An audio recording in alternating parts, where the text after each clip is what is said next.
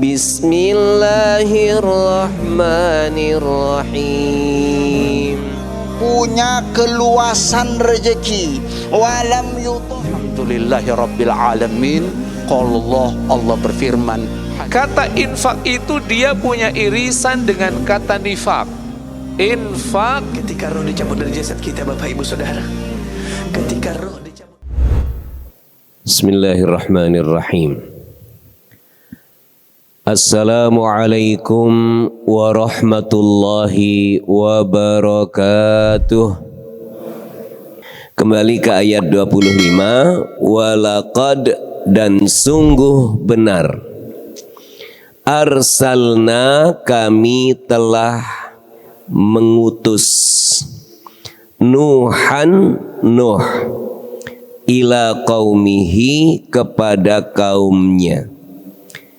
Ini sesungguhnya aku, lakum, kepada kalian atau untuk kalian, nadhirun, pemberi peringatan, mubin, yang nyata.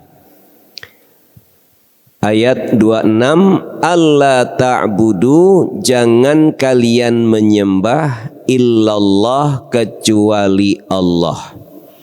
Ini sesungguhnya aku, akhafu, aku takut, alaikum, atas kalian, azaba, siksa, yaumin, hari alim yang pedih. Jamaah sekalian yang dirahmati Allah Subhanahu wa taala, ayat ini berkisah tentang Nabi Nuh. Di dalam Al-Quran banyak sekali kisah-kisah nabi-nabi yang Allah sampaikan kepada Nabi Muhammad sallallahu alaihi wasallam dan kepada kita semuanya. Nabi Muhammad sallallahu alaihi wasallam dalam dakwahnya mendapatkan rintangan-rintangan, ujian-ujian.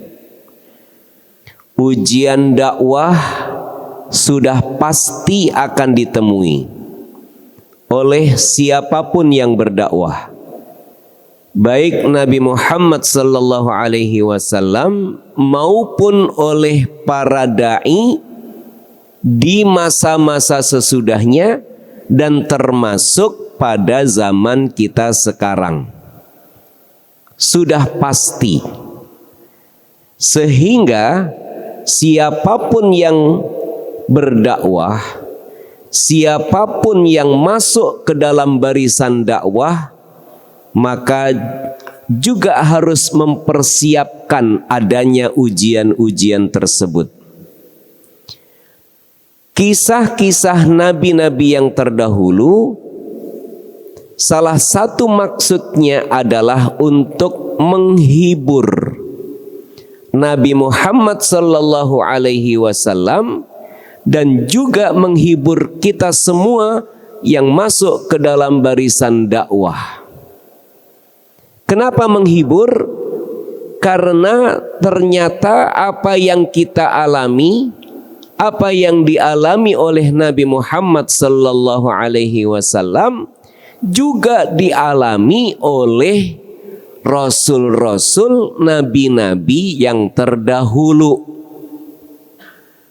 Istilah kata kalau mendapatkan ujian dan ada temennya lebih ringan rasanya.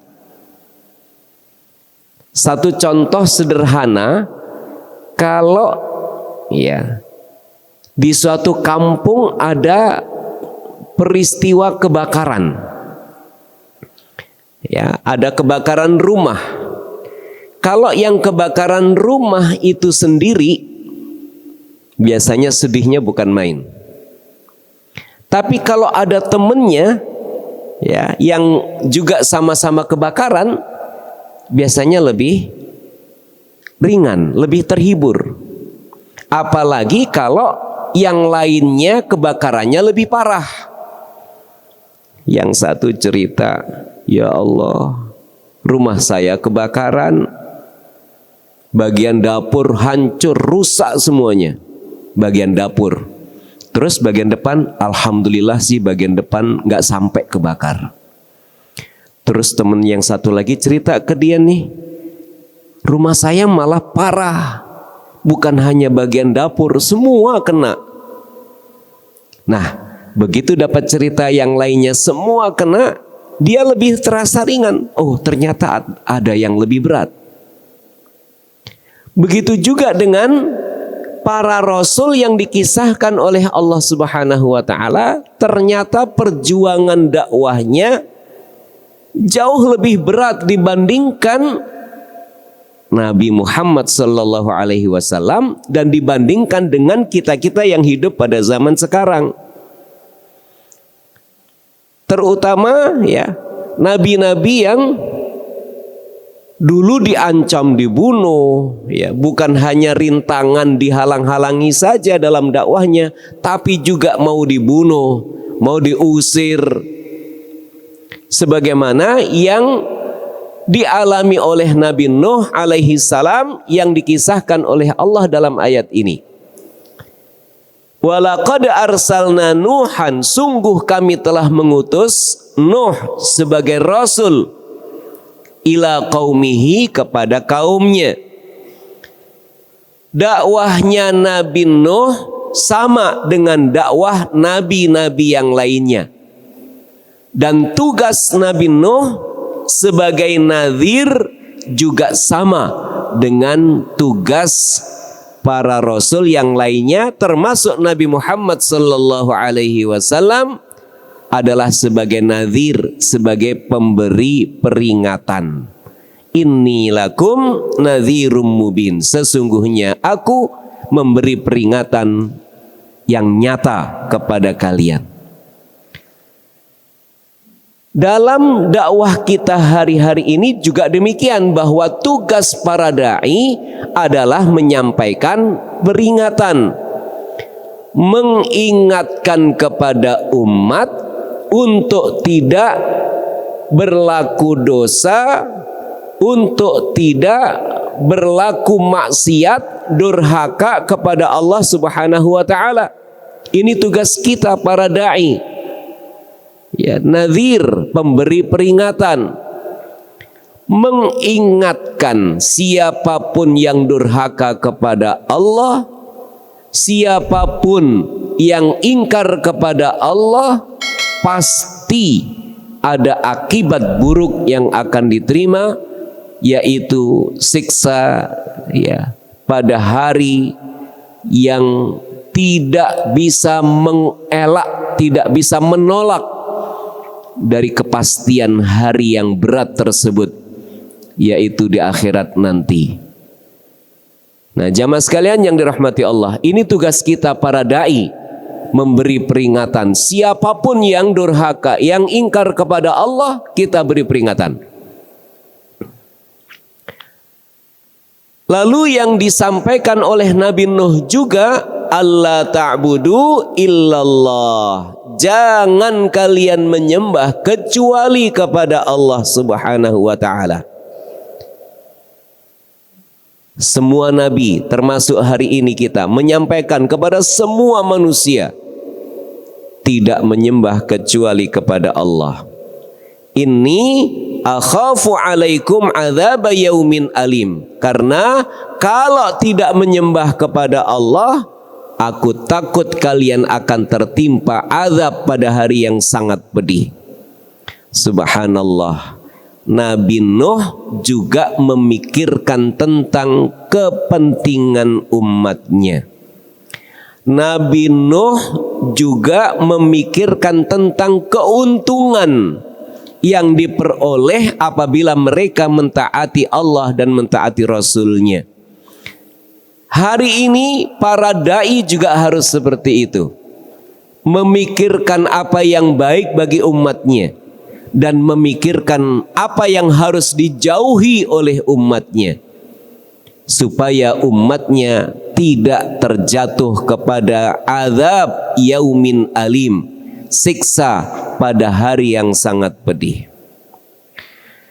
Ayat 27, Faqala, lalu berkata al-mala'u, pemuka-pemuka, alladzina kafaru, orang-orang yang kafir, min qaumihi, dari kaumnya, manaraka, tidaklah kami melihatmu, illa, kecuali, basyaron, manusia, mithlana, yang semisal dengan kami, wa manaraka, dan kami tidak melihatmu, ittaba'aka, mengikutimu, illalladzina, kecuali orang-orang yang, hum, mereka, aradhiluna, orang-orang yang lebih rendah daripada kami,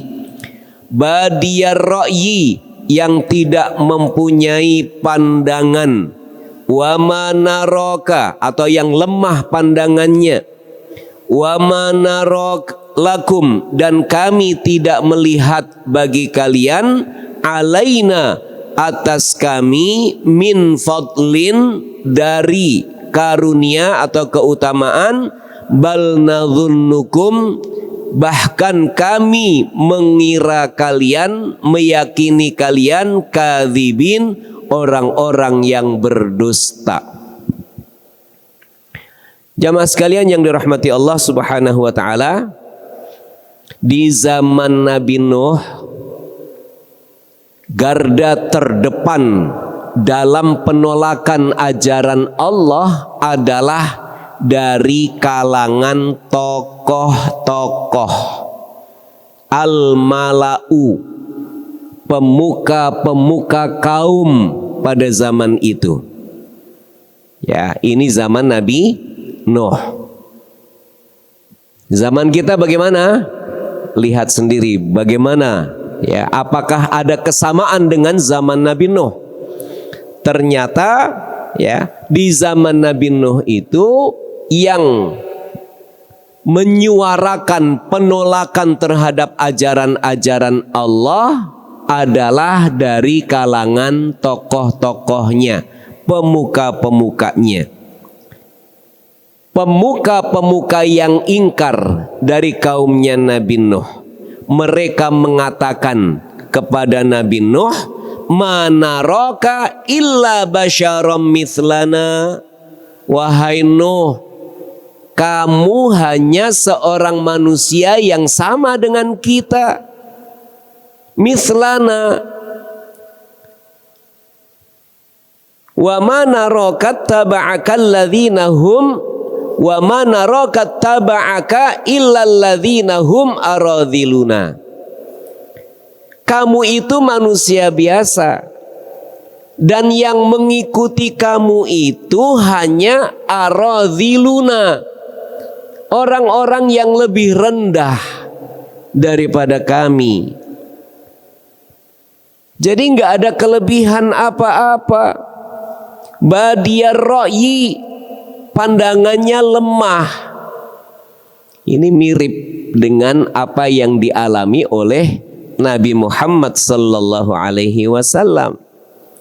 Ya, di dalam surat Al-Baqarah ayat 13 kalau saya tidak salah, Allah Subhanahu wa taala menjelaskan kepada kita, wa idza qila lahum aminu kama amanan nas qalu anu'minu kama amanas sufaha. Ketika dikatakan kepada mereka, berimanlah sebagaimana orang-orang lain telah beriman, mereka mengatakan, apakah kami akan beriman seperti orang-orang yang bodoh? Itu zaman Nabi Muhammad. Dan orang yang bodoh dalam ayat itu mereka katakan dengan kata as-sufaha. As-sufaha itu bodoh karena lemah akal. Tentu jamaah pernah mendengar istilah jahil, ya, untuk orang bodoh. Jahil. Apa beda antara jahil dan sufaha? Kalau jahil, bodoh karena belum tahu. Bodoh karena belum baca, belum faham. Tapi kalau sufaha, bodohnya karena lemah akal, lemah otak. Nah itu bedanya. Jadi mau dijelasin berkali-kali juga nggak bakal faham. Karena apa? Lemah otaknya. Nah itu namanya sufaha. Orang Arab dulu disebut jahil bukan karena lemah otaknya, lemah akalnya, tapi karena belum tahu, makanya jahil. Mereka orang pinter-pinter, ya. Orang-orang Arab zaman Nabi Muhammad dulu, cuma mereka itu ya tidak tahu, ya. Tapi kalau sudah diberitahu nggak mau tahu juga, nah itu namanya sufaha tuh, ya, sufaha, karena memang lemah otaknya. Nah, di zaman Nabi Nuh juga demikian. Yang mengikuti Nabi Nuh dianggap lemah otaknya. Dan nampaknya kita juga alami orang-orang yang berusaha untuk teguh dalam beragama sering dipandang miring, dianggap lemah, dianggap nggak bisa ngapa-ngapain. Mereka yang ingkar kepada Allah dipuji-puji, bahkan dijadikan teman dekat. Ya, udah gitu terhadap yang agamanya lurus, yang berusaha untuk mengikuti Nabi Muhammad sallallahu alaihi wasallam dengan teguh, malah diremehkan, direndahkan. Bahkan ada yang menyebut sebagai kadrun. Pernah dengar kata-kata kadrun? Kadal gurun, Masya Allah. Ungkapan-ungkapan yang merendahkan untuk yang berusaha lurus dalam beragama, berusaha teguh dalam beragama. Na'udzubillah min dzalik. Nah, ini ya yang kita alami hari ini. Ternyata ada kesamaan-kesamaan ya dengan zaman Nabi Nuh, dengan zaman Nabi Muhammad sallallahu alaihi wasallam. Pengikut Nabi Nuh dianggap lemah akalnya, badiyar ra'i. Wa ma nara lakum alaina min fadlin, kami tidak melihat adanya kelebihan pada dirimu wahai Nuh. Nah ini ya, jadi dianggapnya nggak punya kelebihan, direndahkan. Bal nadhunnukum kadzibin, lebih parah lagi, bahwa Nabi Nuh dianggap bohong, dianggap dusta. Orang yang berusaha untuk beragama dengan baik, lurus, dianggapnya bohong, nggak bener. Apalagi ada gerakan untuk Islam Nusantara, Masya Allah. Jadi yang nggak Nusantara nggak bener, bohong agamanya. Ingin dianggap sebagai rahmatan lil alamin, rahmat bagi semesta alam, kemudian ya membuat kelompok yang disebut dengan Islam Nusantara. Ini juga parah.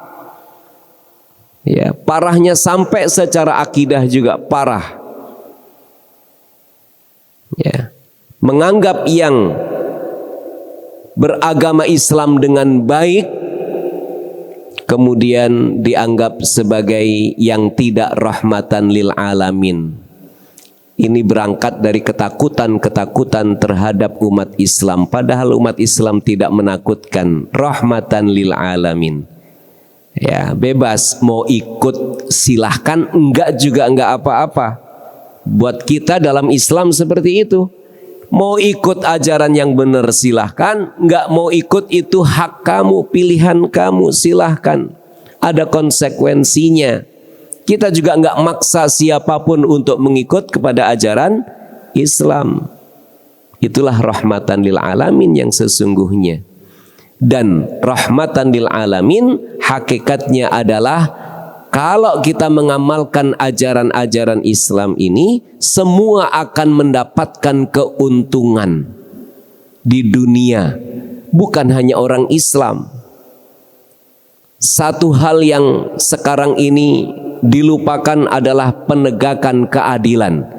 Kalau ditegakkan keadilan, semua umat, bukan hanya Islam, semua umat manusia akan merasakan keuntungannya. Itu rahmatan lil alamin. Ya, nah jamaah sekalian yang dirahmati Allah Subhanahu wa taala, ternyata Nabi Nuh dan para pengikutnya di zaman itu juga dianggap sebagai pendusta, tukang bohong, dan itu juga dialami oleh Nabi Muhammad sallallahu alaihi wasallam. Tapi ketika diminta untuk menunjukkan kebohongan, ya apalagi Nabi Muhammad, mereka tidak bisa menunjukkan kebohongan Nabi Muhammad sallallahu alaihi wasallam. Ya, setiap yang ditanya, kamu pernah jadi korban kebohongan Nabi Muhammad? Nggak ada yang mengakui bahwa Nabi Muhammad pernah berbohong kepadanya. Inilah Nabi Muhammad sehingga dijuluki dengan Al-Amin, ya, orang yang dapat dipercaya, karena memang tidak ada korban kebohongan Nabi Muhammad sallallahu alaihi wasallam. Nah, ini saja terlebih dahulu, hanya sampai ayat 27 saja. Insya Allah kita lanjutkan pekan depan ayat 28 dan seterusnya. Mudah-mudahan ada manfaatnya untuk menjaga motivasi kita dalam berislam dan menjaga Islam sampai akhir hayat kita, sehingga kita menjumpai Allah Subhanahu wa taala dalam keadaan husnul khatimah. Amin ya rabbal alamin. Marilah kita akhiri tadabbur kita pagi hari ini dengan bersama-sama membaca doa sesudah tilawatil Quran. Allahumma arhamna bil Qur'an waj'alhu lana imama wa nuran wa hudan wa rahmah. Allahumma dhakkirna minhu ma nasina wa'allimna minhu ma jahilna. Allahumma dhakkirna minhu ma nasina wa'allimna minhu ma jahilna. Warzuqna tilawatahu ana al-laili wa atrafan nahar waj'alhu lana hujjatan ya rabbal alamin. Subhanakallahumma wa bihamdika asyhadu an la ilaha illa anta astaghfiruka wa atubu ilaik. Assalamualaikum warahmatullahi wabarakatuh. Allahumma dhakkirna minhu ma nasina wa'allimna minhu ma jahilna warzuqna